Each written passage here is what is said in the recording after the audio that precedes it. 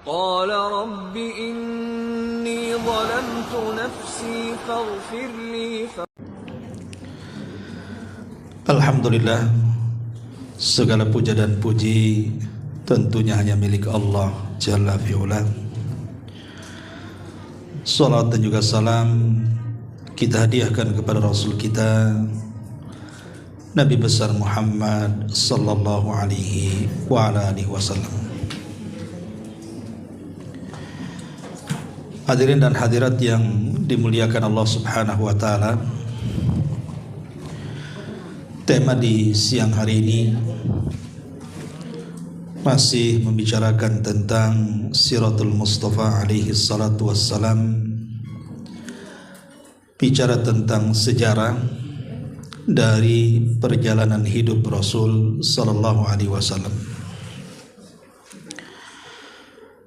Adapun tema yang kita akan bahas dari sejarah adalah mengenal istri-istri Nabi sallallahu alaihi wasallam dan sifat-sifat mereka. Kita tahu bahwa sebagian besar ulama sejarah mengatakan bahwa jumlah dari istri-istri Nabi sallallahu alaihi wasallam ada 11 wanita. Yang pertama tentu Khadijah bintu Khuwailid radhiyallahu anha. Kemudian yang kedua Saudah bintu Jam'ah radhiyallahu anha. Kemudian yang ketiga Aisyah bintu Abi Bakrin As-Siddiq radhiyallahu anha. Kemudian yang kelima Zainab bintu Huzaimah radhiyallahu anha. Mau buru-buru aja ya. Baik, yang keempat Hafsah bintu Umar radhiyallahu anha. Yang kelima Zainab bintu Huzaimah radhiyallahu anha. Kemudian yang keenam Ummu Salamah Hindun bintu Abi Umayyah Al-Mahzumiyah radhiyallahu anha. Kemudian yang nomor 7 Ummu Habibah Ramlah bintu Abi Sufyan radhiyallahu anha. Yang kedelapan Jauriyah bintu Al-Harith, nama aslinya Barah. Kemudian yang nomor 9 Maimunah bintu Al-Haris Al-Hilaliyah radhiyallahu anha. Kemudian yang nomor 10 Safiyah bintu Huyai ibnu Akhtab radhiyallahu anha, seorang wanita Yahudi. Dan yang 11 Zainab bintu Jahshin radhiyallahu anha. Menjadi perselisihan tentang Raihanah bintu Zaid An-Nadriyah. Apakah dia termasuk istri-istri Rasul ataukah selirnya, maksudnya budaknya? Ada yang mengatakan Raihanah bintu Zaid dia adalah budaknya, sama dengan Maria Al-Qibtiyah. Baik, tentu menceritakan seluruh atau 11 istri Nabi sallallahu alaihi wasallam tidak akan cukup waktunya. Kita akan mengkisahkan satu persatu kisah istri-istri Nabi sallallahu alaihi wasallam dan kita akan ambil ibrah dari perjalanan kehidupan mereka. Yang pertama tentunya adalah Khadijah bintu Khuwailid. Siapakah Khadijah ini? Khadijah bintu Khuwailid secara nasab dia adalah Khadijah bintu Khuwailid ibni Asad ibni Abdul Uzza ibni Qusay ibn Kilab ibn Marrah sampai kepada Al-Adnan.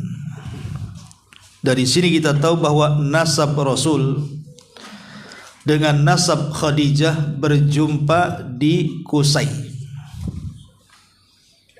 Jadi ada hubungan nasab antara Khadijah dengan Nabi SAW di Qusay. Karena Rasul juga di antara nasabnya sampai kepada Qusay ibn Kilab, ibn Murrah, ibn Ka'ab, ibn Lu'ay dan seterusnya. Ma'asyiral muslimat yang dimuliakan muslimin wal muslimat rahimani wa rahimakumullah. Al-Imam Az-Zahabi rahimahullahu ta'ala sampai mengatakan, hiya awwal man amana bihi wa saddaqahu qabla kulli ahad.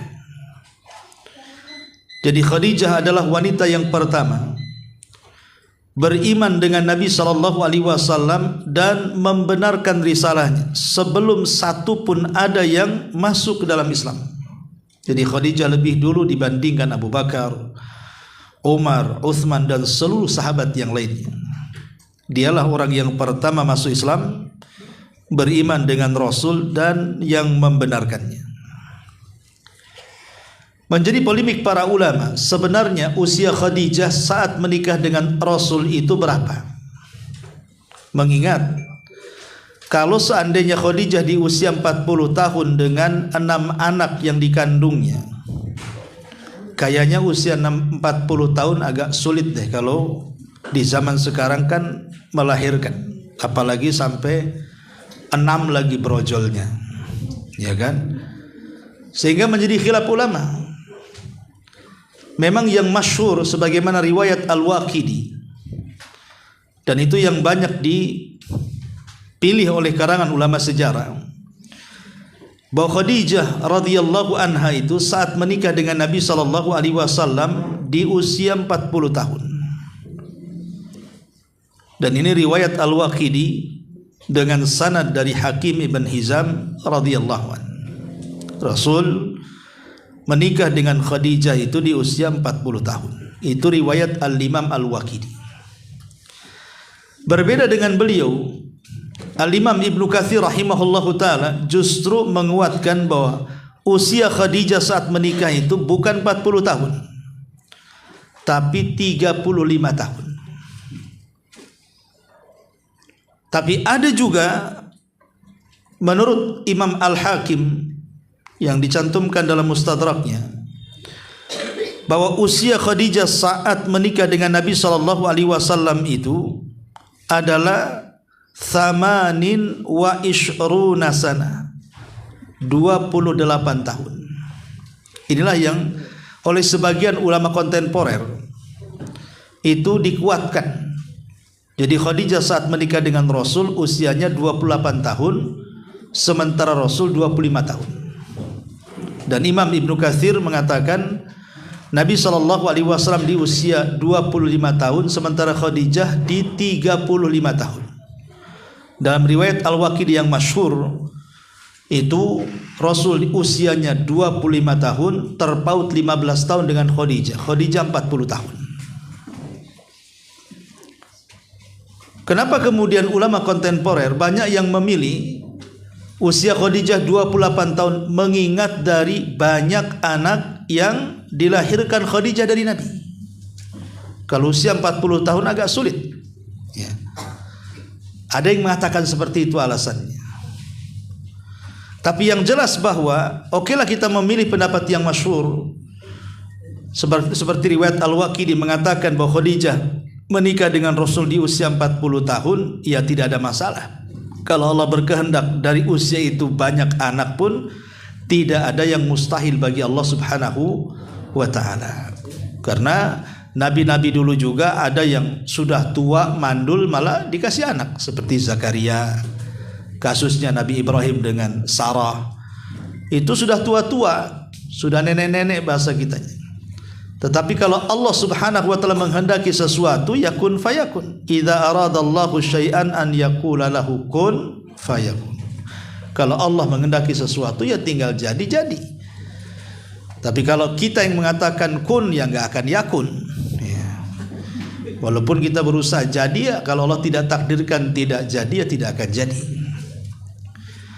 Pertanyaannya, kenapa Nabi SAW memilih janda?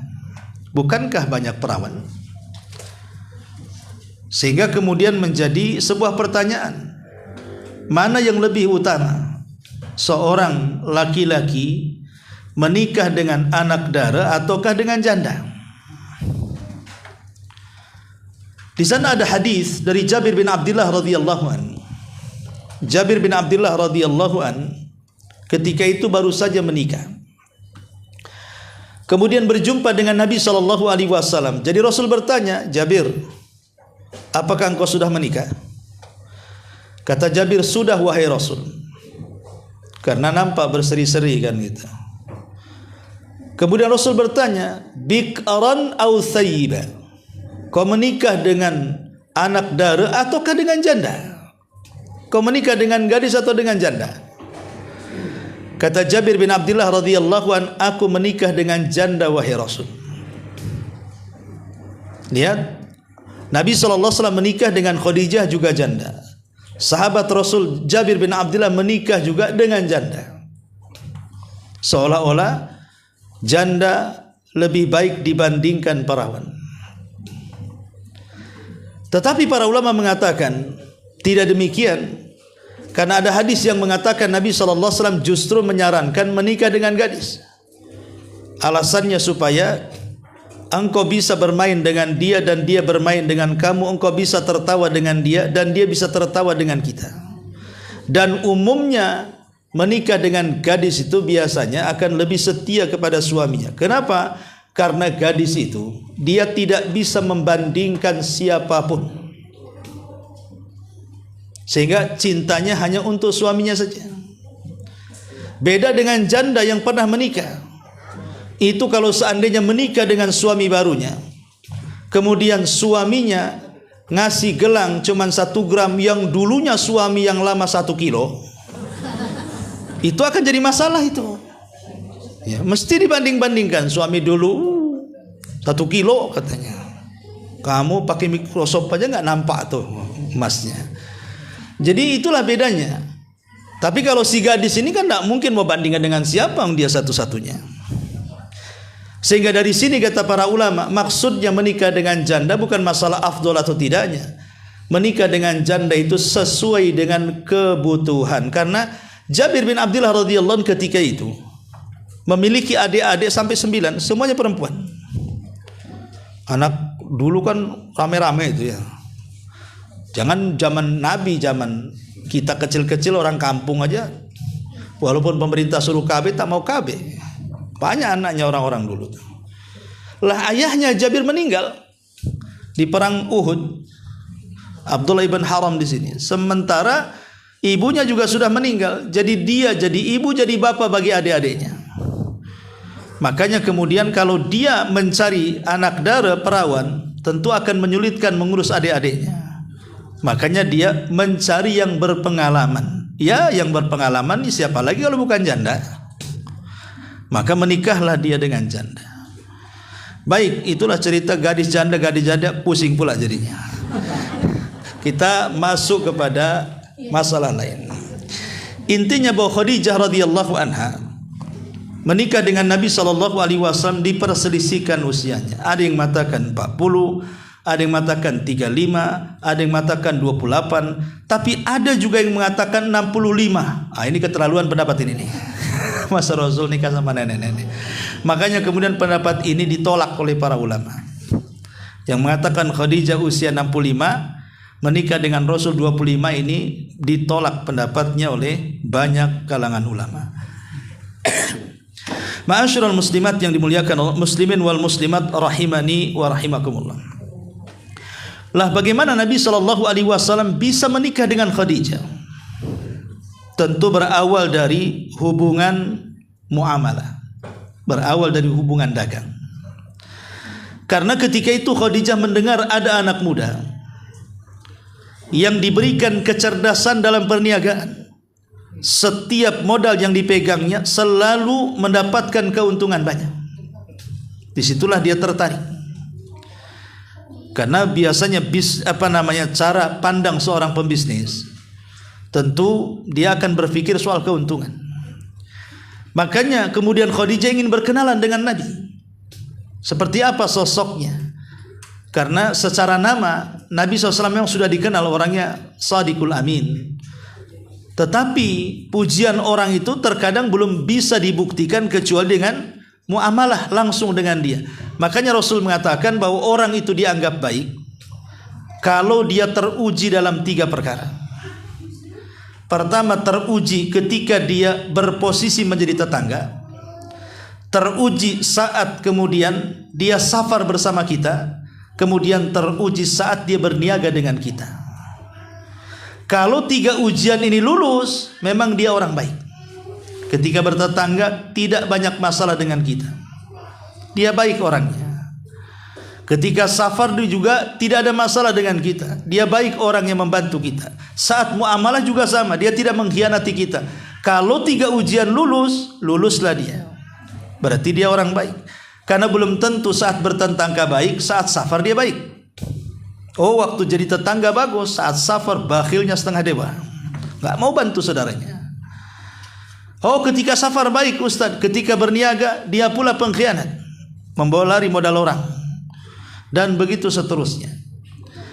Jadi Khadijah radhiyallahu anha ingin membuktikan pujian manusia kepada Nabi SAW dengan bermuamalah dengan dia dengan sistem mudharabah.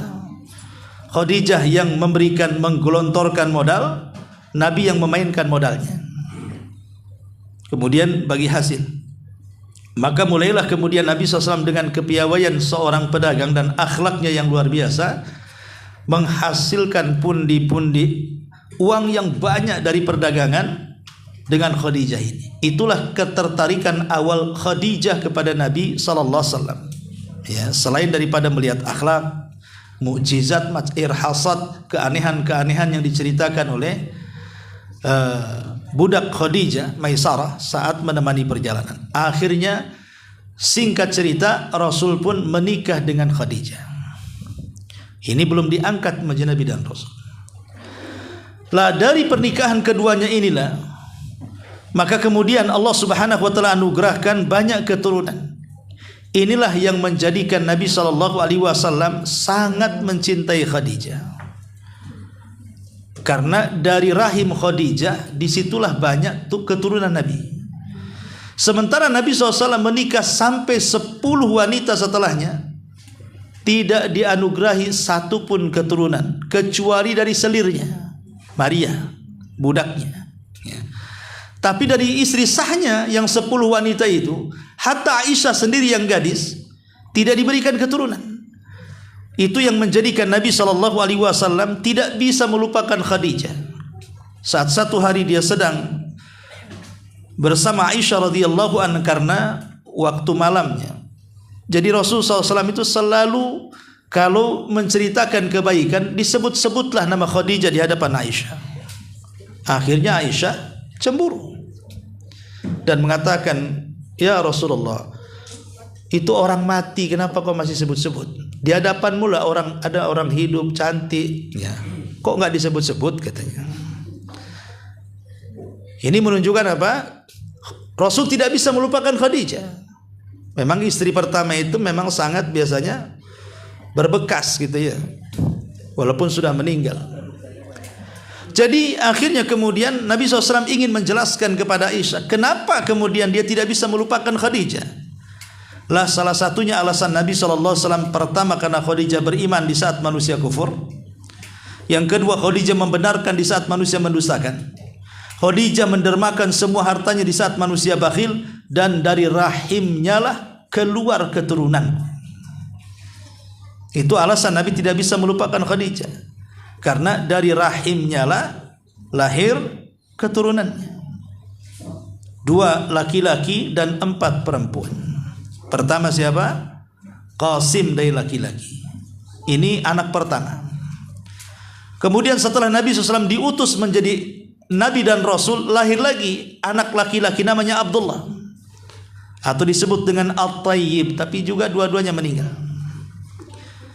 Kemudian Nabi SAW dianugerahi 4 perempuan. Pertama Zainab, yang kedua Ruqayyah, yang ketiga Ummu Kulsum, dan yang terakhir Fatimah. Ada orang yang berdalil tentang bolehnya musik dengan dalil Nabi SAW ngasih nama anaknya Ummu Kulthum katanya. Kenapa? Karena di Mesir ada artis namanya Ummu Kulthum katanya. Jadi ada orang berdalil membolehkan musik, katanya Rasul membolehkan musik. Alasannya karena punya anak namanya Ummu Kulthum, persis seperti artis Mesir namanya Ummu Kulthum katanya. Ini kan pendalilan konyol. Rasul mana Ummu Kulthum di zaman Rasul dengan Ummu Kulthum di zaman sekarang yang beda zamannya. Ummu Kulthum zaman sekarang belum lahir kan itu ya. Jadi ini pendalilan yang sangat konyol, nggak sesuai dengan fakta sejarah. Intinya bahwa ini hanya pembenaran, bukan mencari kebenaran.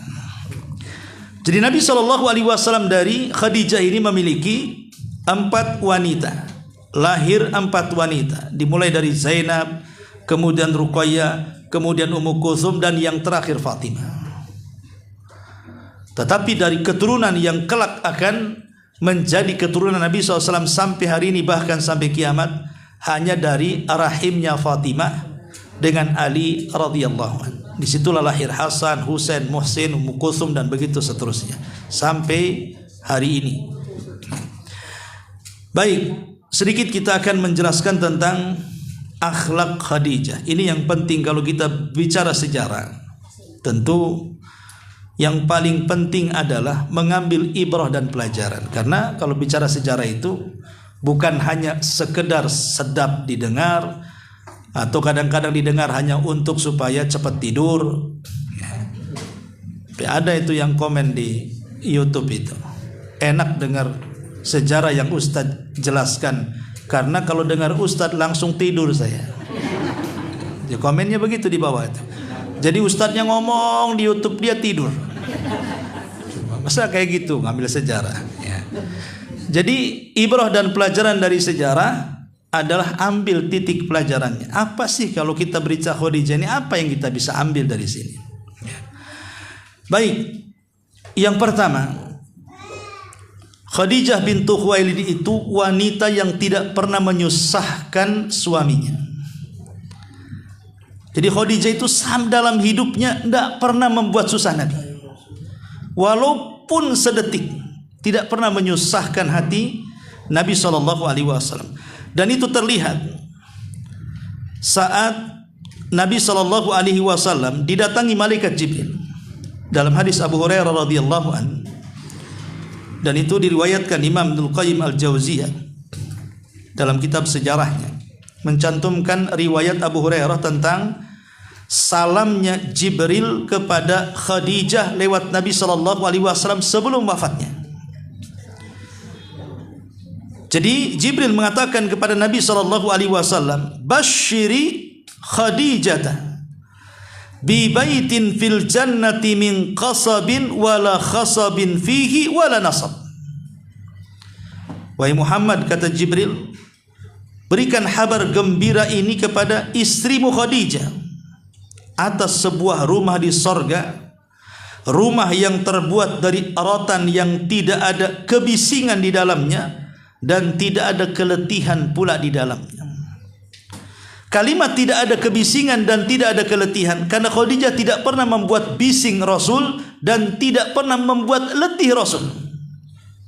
Kalau ibu sebaliknya, ya, ibu dah mulutnya dah kayak tawon aja, suaminya bising hari-hari, ibu aja kan, ngomel sana sini sampai lari suaminya karena bising. Ya. Kemudian membuat lelah. Khadijah tidak pernah membuat lelah. Itulah kehebatan Khadijah, tidak pernah membuat Rasul bising dan tidak pernah membuat Rasul lelah.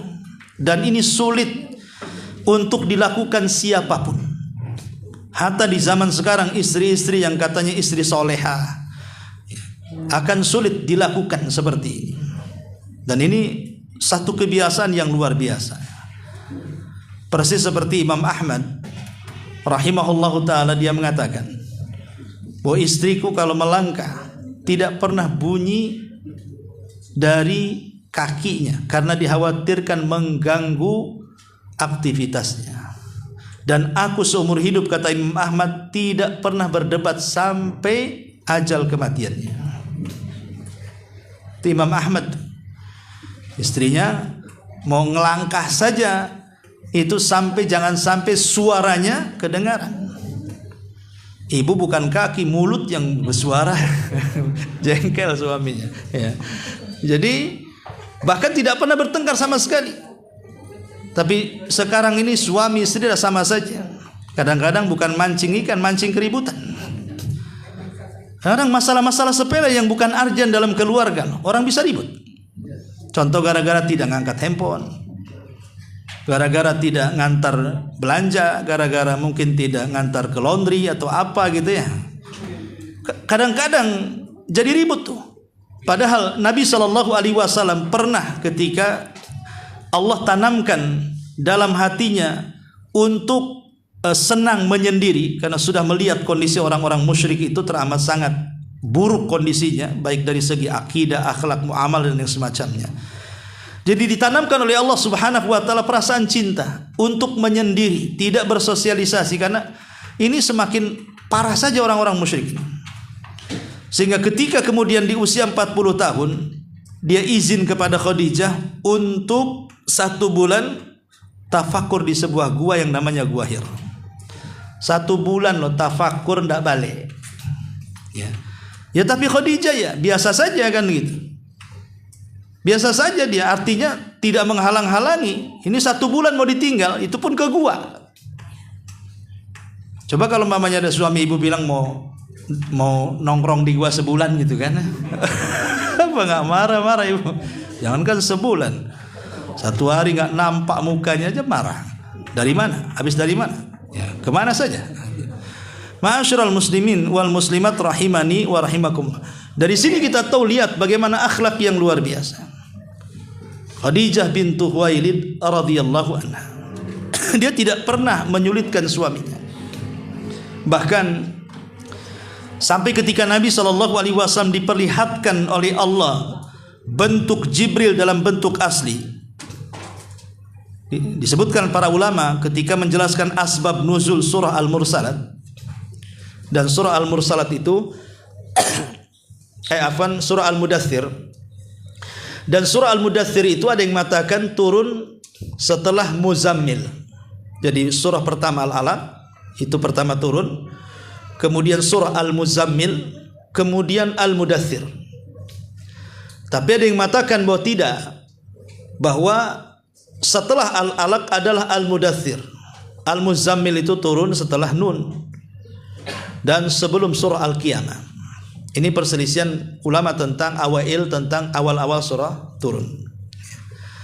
Jadi para ulama ketika membicarakan tentang sebab turun surah Al-Mudaththir itu, ketika Nabi SAW sudah 6 bulan tidak berjumpa dengan Jibril setelah pertemuan pertama di Gua Hira.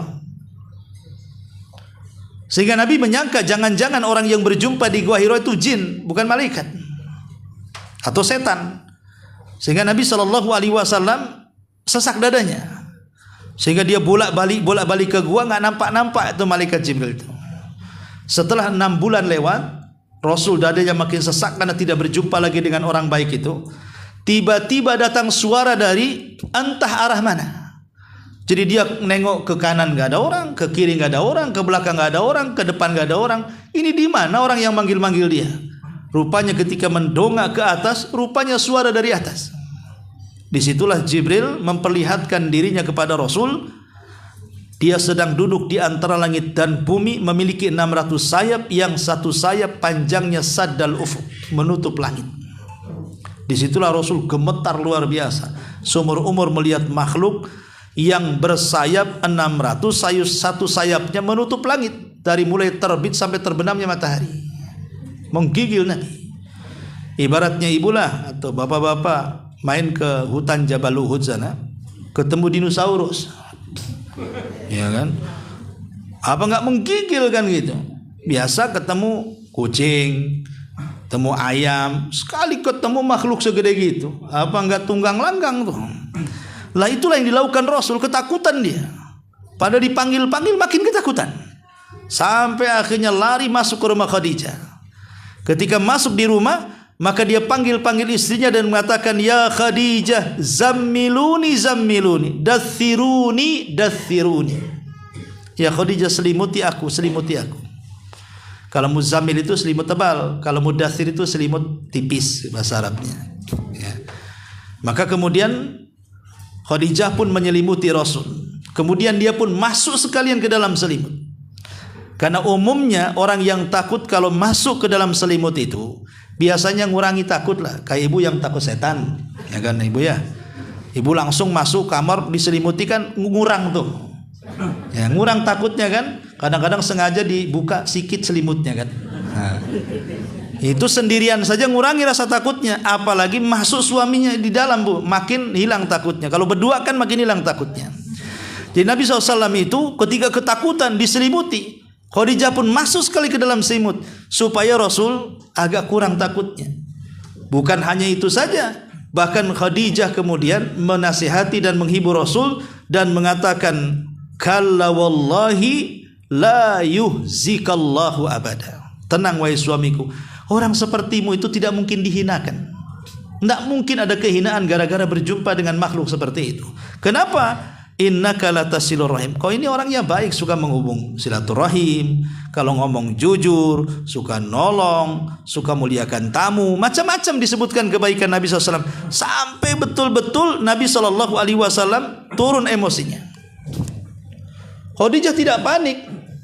Kalau ibu di posisi Khadijah mungkin ngomong, ya ngapain kau ke gunung kan gitu. Jadi masalah jadinya. Coba nggak ke gunung, nah, mungkin kalau ibu gitulah ya posisinya kan, dimarahi gitu. Khadijah enggak nyalahkan kenapa ke Bukit Gil, enggak ya. Justru Rasul malah dihibur oleh Khadijah, diselimuti kemudian dihibur betul-betul. Inilah hebatnya Khadijah radhiyallahu, dia tidak panik saat Rasul panik. Kalau ibu kan panik duluan, lebih panik lagi suaminya malah. Suaminya lagi panik, ibu 3 kali panik. Kan gitu. Lah ini hebatnya bagaimana ketenangan Khadijah menghibur Nabi SAW sampai Rasul betul-betul dia hilang takutnya. Tidak cukup sampai di situ untuk menghilangkan rasa takut itu, sampai mengajak Rasul kepada Waraqah bin Naufal untuk mendiskusikan tentang apa yang dilihatnya. Setelah mendapatkan pencerahan dari Waraqah, betul-betul hilang rasa takut yang dialami Nabi SAW. Itulah peran Khadijah. Luar biasa ketika menghibur Nabi kita Muhammad sallallahu alaihi wasallam. Pantas kalau seandainya Nabi mengatakan dalam riwayat Abdullah ibn Abbas radhiyallahu anhuma, afdalun nisa'i ahlil jannati Khadijah bintu Khuwailid wa Fatimah bintu Muhammad wa Maryam ibnatu Imran wa Asiyatu imra'atu Fir'aun. Kata Nabi SAW dalam riwayat Ibnu Abbas radhiyallahu anhuma, seutama-utama wanita dari wanita-wanita penduduk sorga, pertama Khadijah putra Khuwailid, putri Khuwailid, kemudian kedua Fatimah putri Muhammad, kemudian Maryam putri Imran, dan Asiyah istri Fir'aun. Itulah 4 wanita terbaik. Lalu bagaimana cara mengkorelasikan tentang perkataan Rasul ketika memuji Fatimah, anti sayyidatun nisa'i fil jannah. Wahai Fatimah, engkau ini akan menjadi pemimpin bagi seluruh para wanita di sorga. Ulama mengatakan harus dibedakan antara khairiyah dan asyiyadah. Ada khairiyah, ada asyiyadah. Khairiyah itu ya maksudnya keunggulan dalam kebaikan. Kalau syiyadah itu maksudnya kepemimpinan. Kalau wanita terbaik ya Khadijah, tapi kalau pemimpin para wanita adalah Fatimah. Jadi ada ulama mengatakan seperti itu. Wallahu alam. Tapi yang jelas bahwa mereka adalah wanita-wanita mulia, wanita-wanita hebat. Lah Khadijah sendiri kemudian menginspirasi banyak wanita di zaman itu. Karena kan Khadijah sendiri itu hampir mungkin tiap bulan, bagaimanapun Khadijah itu kan janda, pernah nikah 2 laki-laki. Pertama, Khadijah menikah dengan seorang laki-laki namanya Atik, tetapi kemudian meninggal. Kemudian beliau menikah dengan Abu Halah, kemudian meninggal. Baru kemudian menikah dengan Nabi. Jadi dia menikah 2 kali dan punya anak gitu ya dari suami lamanya, tapi tidak dikisahkan sejarahnya. Kemudian baru menikah dengan Nabi SAW. Jadi suami Rasul itu suami ketiga. Setelahnya Sebelumnya Khadijah menikah dengan Atik dan dengan Abu Ahlah, kemudian baru menikah dengan Nabi sallallahu alaihi wasallam. Tapi sekali lagi tidak diceritakan tentang kisah anak-anak dari suami lamanya. Hanya diceritakan tentang anak-anak dari Nabi sallallahu alaihi wasallam. Ya. Lah Khadijah bintu Khuwailid radhiyallahu anha, saat Nabi sallallahu alaihi wasallam mendapatkan wahyu, maka dia orang yang pertama kali beriman, bahkan dia yang pertama kali melakukan ibadah bersama Rasul. Jadi solat berdua. Disitulah Islam terbelah dua. Satunya Rasul dan satunya Khadijah. Ini belum ada yang lainnya. Baru setelah itu diajaknya pembantunya namanya Zaid ibn Harithah, kemudian juga anak angkatnya Ali bin Abi Thalib. Ya, kemudian baru keluar Abu Bakar, kemudian Utsman dan yang semacamnya. Artinya berkembang dakwanya. Tapi dalam lingkungan keluarga, Khadijah lah yang menarik seluruh anak-anaknya masuk Islam. Entah Zainab, Ummu Kulthum, Ruqayyah, Fatimah, Khadijah lah yang menarik seluruh keluarganya masuk dalam Islam. Yang mempengaruhi keluarganya masuk Islam adalah Khadijah. Sehingga semua masuk Islam, sama dengan Abu Bakar lah mempengaruhi banyak kawan-kawannya, sehingga Utsman ibn Affan masuk Islam karena Abu Bakar, Zubair ibn Awam karena Abu Bakar, Abu Ubaidah karena Abu Bakar, dan banyak, hampir 10 sahabat yang masuk surga tanpa hisab dan azab. Artinya mereka adalah orang-orang pilihan. 10 sahabat yang dijadikan masuk surga itu sebagian besarnya masuk Islam di tangan Abu Bakar. Tapi bagaimanapun Khadijah lebih dulu masuk Islam dibandingkan Abu Bakar. Tapi sayangkan Khadijah sendiri memang dia tidak sempat ikut hijrah karena meninggal di tahun ke-10 setelah diangkatnya beliau menjadi Nabi. Bahkan tahun kematiannya menjadi kesedihan bagi Nabi sampai 1 tahun. Bahkan ada yang mengatakan 3 tahun Rasul bersedih. Tapi tahun pertama itu menjadi Amul Hazni, tahun kesedihan Nabi sallallahu alaihi wasallam. Jadi setiap melihat apa saja bekas-bekas Khadijah itu terbayang. Jadi kalau ibu umpamanya sangat cinta dengan suami kemudian meninggal, nengok kursi ada suami, padahal udah meninggal tuh. Ya, saking cintanya kebayang-bayang.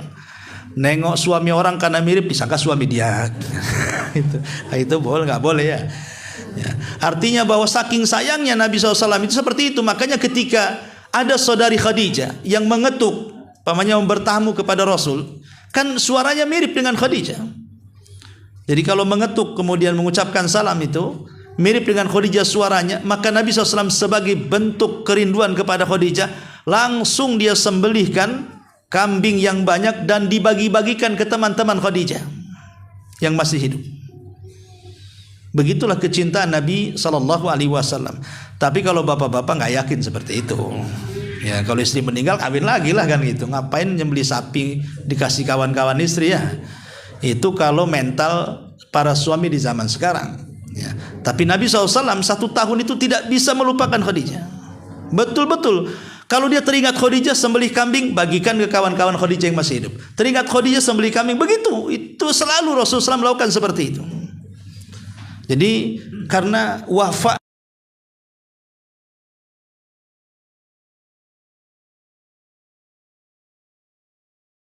Khadijah bagi hati Nabi SAW. Makanya wajar saat menikah dengan Khadijah, Rasul kan tidak berpoligami. Rasul tidak berpoligami. Kenapa tidak berpoligami? Karena satu wanita itu sudah cukup mewakili banyak wanita di hati Nabi. Ya, makanya Rasul tidak menikah lagi.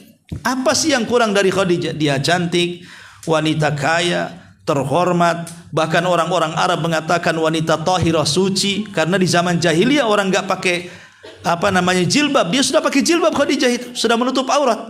Padahal Islam belum ada. Makanya orang-orang Arab apabila pulang atau masuk ke rumah Khadijah, mereka mengatakan dakhaltu minat tahirah wa kharajtu minat tahirah. Kami keluar dari wanita suci dan keluar dari rumah wanita suci.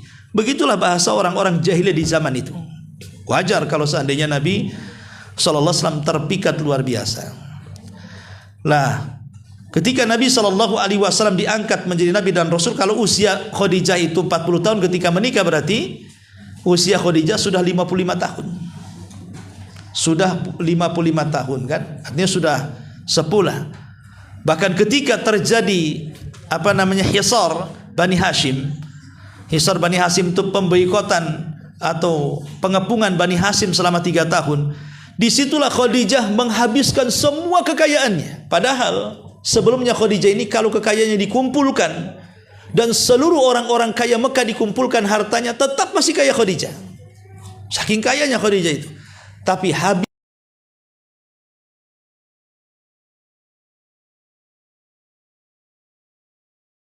ya, oleh siapa? Oleh kabilahnya Abu Jahal dan 18 kabilah yang lainnya sepakat untuk memboikot Bani Hasyim. 3 tahun tidak boleh ada makanan masuk keluar.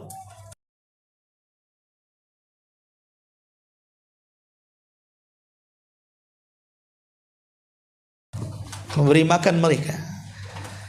Sampai akhirnya, makanya wajar setelah kemudian terjadi pemboikotan ini, Khadijah mulai sakit-sakitan.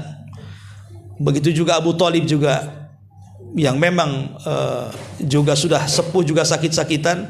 Maka tidak 3 tahun setelah pemboikotan itulah pertama Abu Thalib meninggal. Dan itu pukulan besar kepada Nabi SAW. Walaupun dia mati dalam posisi kafir, tapi bagaimanapun jasa besar Abu Thalib kepada Rasul tidak bisa dilupakan. Makanya itu pukulan berat kepada Nabi SAW. Yang kedua, Khadijah. Bahkan saat kemudian Khadijah ini sebelum wafatnya, dia sempat terpikir untuk membuatkan makanan kesukaan Nabi SAW. Harusnya istri seperti itu kan, dia harus tahu makanan kesukaan suami. Makanya Khadijah memberikan satu pelajaran kepada istri-istri, sampai ke kalau bisa seorang istri itu tahu ini suami suka makan apa, itulah masak.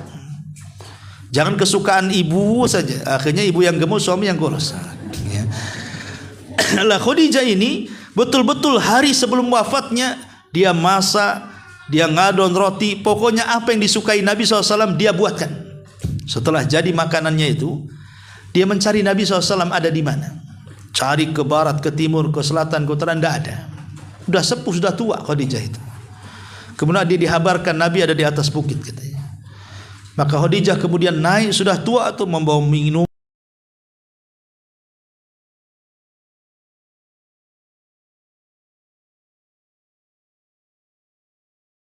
mengumumkan sesuatu di atas bukit.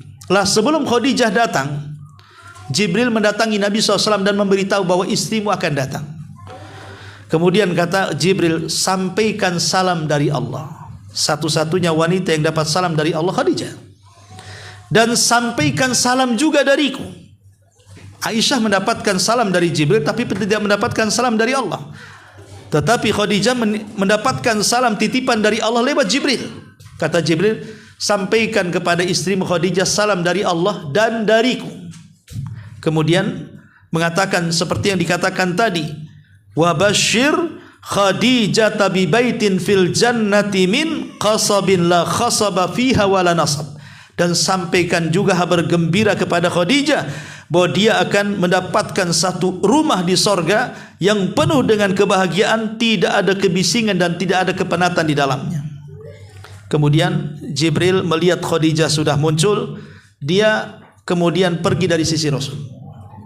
Kemudian Khadijah mendekati Rasul. Khadijah melihat kayaknya ada kepenatan di wajah Nabi itu. Karena kan habis pemboikotan kan tentu pusing sekali mikir gitu ya. Sehingga wajah Rasul itu terkesan banyak masalah. Khadijah paham. Ini kehebatan Khadijah ini. Ketika melihat raut muka Rasul banyak masalah, itu sebelum wafatnya tuh. Khadijah kemudian mengingatkan kembali tentang wasiat Waraqah ibn Naufal. Jangan sedih wahai suamiku, kau masih ingat perkataan Waraqah ibn Naufal? Bersabarlah. Kemudian Khadijah pun memeluk Nabi SAW. Ketika itu sudah tidak bernafas lagi. Saat dipeluk lama, Khadijah meninggal. Makanya Khadijah meninggal di pelukan Rasul, sementara Rasul SAW meninggal di pelukan Aisyah Ummul Mukminin radhiyallahu anha. Ma'asyiral muslimin wal muslimat rahimani wa rahimakumullah. Baik, secara umum saja kelebihan Khadijah. Pertama, Khadijah adalah wanita yang sangat dicintai Nabi sallallahu alaihi wasallam dan wanita yang pertama kali beriman dan wanita yang pertama kali membenarkan dan wanita yang pertama kali menghabiskan hartanya untuk perjuangan di jalan Allah Subhanahu wa taala. Sebagaimana sudah dijelaskan. Yang kedua, beliau adalah wanita yang mendapatkan salam langsung dari Allah Subhanahu wa taala dan kabar gembira sorga serta keridhaan Allah Subhanahu wa taala yang sudah dijelaskan. Kemudian yang ketiga, memiliki akhlak sabar. Sabar saat terjadi hisar tadi, pengepungan, pemboikotan yang dilakukan 18 kabilah dipimpin Abu Jahal ketika pengepungan Bani Hashim. Khadijah sangat sabar sekali sampai menghabiskan harta kekayaannya untuk membantu satu kabilah Bani Hashim. Kemudian juga dia sabar ketika mendidik anak. Khadijah orang yang paling sabar. Anaknya banyak, tapi dia sabar mendidik anak-anaknya. Apalagi kita tahu bahwa anak pertamanya, anak keduanya Ruqayyah baru saja menikah, diceraikan oleh Utbah putranya Abu Lahab. Kemudian Ummu Kulthum juga sama, dicerai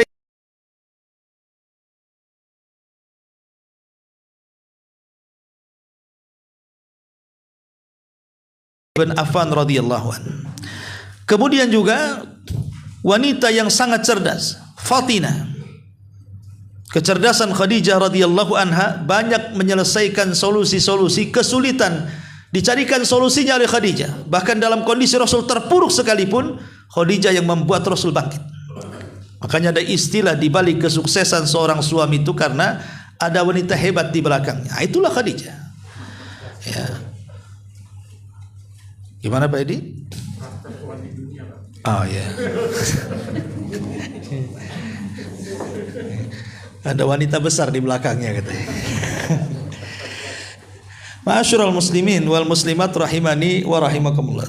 Intinya bahwa Khadijah adalah wanita yang sangat kuat cerdas sehingga mendukung seluruh program Nabi sallallahu alaihi wasallam.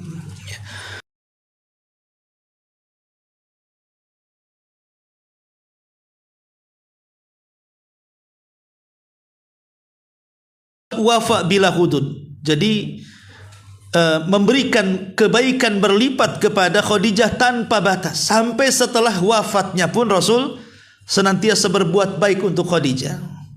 Jadi Rasul selalu menyembelih kambing dan bersedekah. Untuk siapa pahalanya? Untuk Khadijah. Ya. Makanya gitu juga mungkin para suami yang meninggal istrinya atau sebaliknya. Maka cara kemudian menyayangi orang-orang yang sudah meninggal adalah dengan cara bersedekah. Bantu orang-orang fakir, miskin, kemudian kirim pahala kepada mereka. Karena ada dua perkara yang sepakat para ulama, tidak ada khilaf.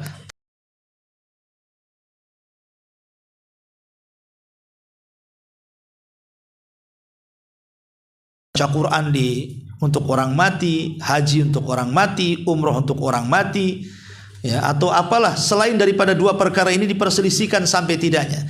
Tapi doa dan sedekah itu pasti sampai. Jadi kalau ingin mengirim pahala kepada orang tua, kirimlah dengan cara bersedekah. Wallahu a'lam bishawab. Mungkin ini yang bisa sampaikan karena suara makin serak saja. Sebelum saya tutup, mungkin silahkan kalau ada yang mau bertanya. Kita buka pertanyaan.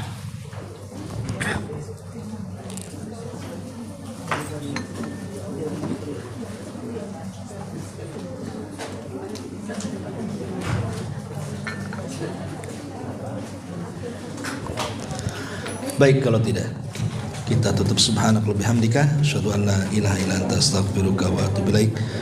Allahu ta'ala alam. Assalamualaikum warahmatullahi wabarakatuh.